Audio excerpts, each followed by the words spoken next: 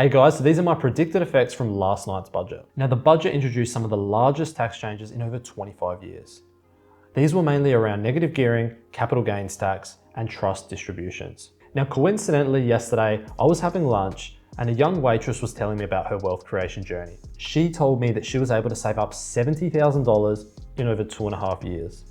This was incredible. When I heard this, I was so impressed. She was telling me how that she was working over 60 hours a week, 3 different jobs, and even more, she was investing into shares over the whole time. Now her method was dollar cost averaging, putting a little bit of money every week or month into shares, and she really helped grow a sum of say $40,000 into $70,000 through this method. Now for me, this is the type of person that deserves to get into a home more than anyone in Australia. Someone hardworking, someone young, doing all the right things. Now, do you think this budget has actually helped this person? Has the budget allowed her to get more bang for her buck with her deposit? No. Has the budget increased her borrowing capacity in any way, which is the biggest problem that's facing young people? No. In fact, the interest rate increases over the last couple of months have made it even harder. But has the budget actually made it more difficult for her? With the new capital gains tax changes, this same scenario, when they take effect, she would be $12,000 worse off than she is. In order for her to get her deposit, she would have to liquidate her share portfolio and sell, meaning she would be subject to capital gains tax. With this current system, she would be much better off than the new system in which she would get taxed a flat 30%, including inflation. Now, $100,000 is extremely material. That's the difference in her buying a $600,000 property or a $700,000 property. These changes should not make it harder for someone like her. All right, so capital gains tax changes. These are going to take effect in 2028 and they're going to affect everyone. It's going to be for shares and it's going to be most notably for established homes and property in Australia. Now the meta is going to change. There's going to be some big differences and property is going to be looked at in 2 different ways.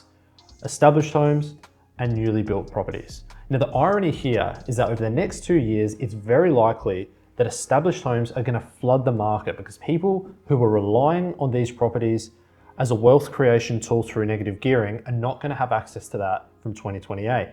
So these types of properties are going to flood the market. But the irony here is that young people get first homeowners grants on new builds. So now we're going to have a system here where older established homes are flooding the market, but now you won't have investors looking at them and you won't have young people looking at them.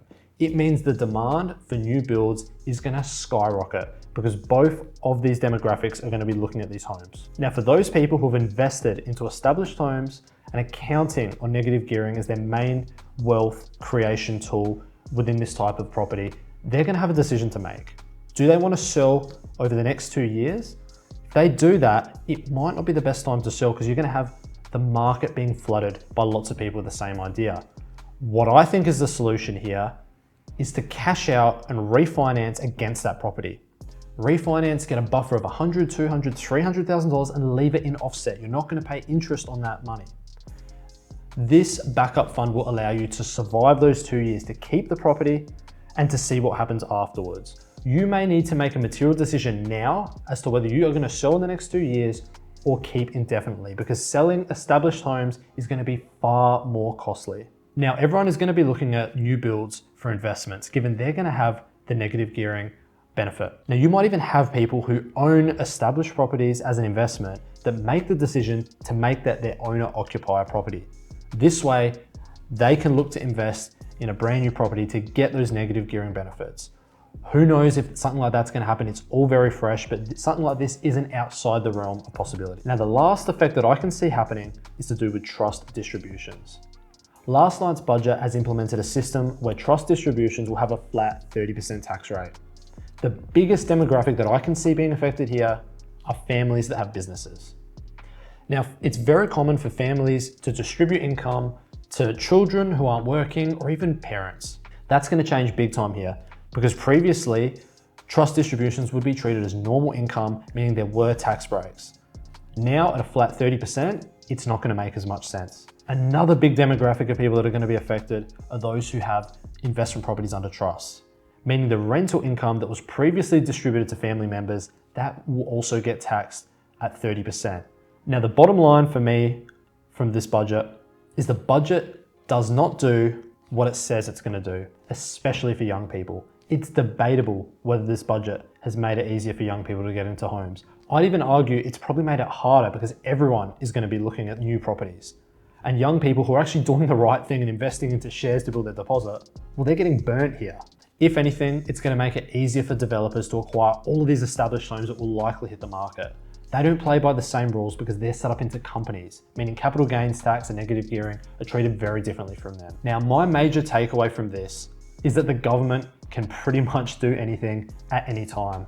And when that happens for me, cash is king.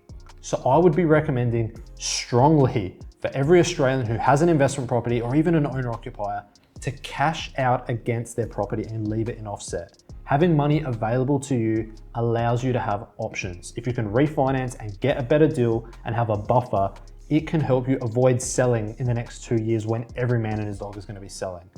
It can help you with options, it can help you with your next property. And for me, that is the biggest thing that I know that I'm currently doing and that I'm going to be recommending to all of my clients.